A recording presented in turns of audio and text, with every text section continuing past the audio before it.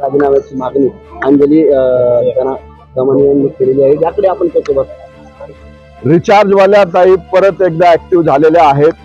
महाराष्ट्रामध्ये रिचार्जवाल्या ताई निवडणुकीच्या तोंडावरती जाणीवपूर्वक अजितदादावरती आरोप करण्यासाठी ऍक्टिव्ह करण्यात आलेल्या आहेत। उद्या मला वाटतं अजितदादांच्या राजीनाम्यासाठी डोनाल्ड ट्रम्पला सुद्धा त्या जाऊन भेटतील, कारण त्यांच्याकडे इतका मोठा रिचार्ज झालेला आहे। अमितभाईची भेट नाही झाली तर त्यांना माझी विनंती आहे की त्यांनी डोनाल्ड ट्रम्पची भेट घ्यावी आणि अमितभाईचा सुद्धा राजीनामा मागावा।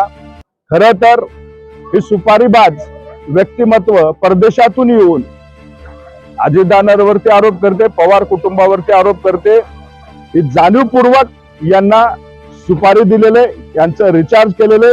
या रिचार्जवाल्या ताई महाराष्ट्रात अनेक घटना घडतात, परंतु राष्ट्रवादीच्या निगडीत असलेल्या किंवा राष्ट्रवादीला बदनाम करण्यासाठी जाणीवपूर्वक हे अशा पद्धतीचं कारस्थान त्या करत असतात।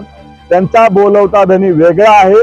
त्यांचं जोपर्यंत रिचार्ज आहे तोपर्यंत ते राष्ट्रवादीवर टीका करणार, जोपर्यंत रिचार्ज आहे, जोपर्यंत निवडणुका आहेत तोपर्यंत त्यांचे आरोप राहणार।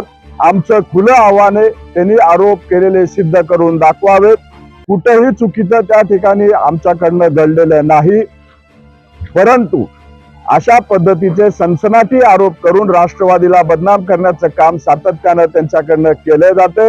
रिचार्जवाल्या ताईचे सुद्धा घोटाळे आमच्याकडे आहेत, भविष्य काळामध्ये त्यांचे घोटाळे मी पुराव्यानिशी महाराष्ट्राच्या जनतेसमोर मांडेन।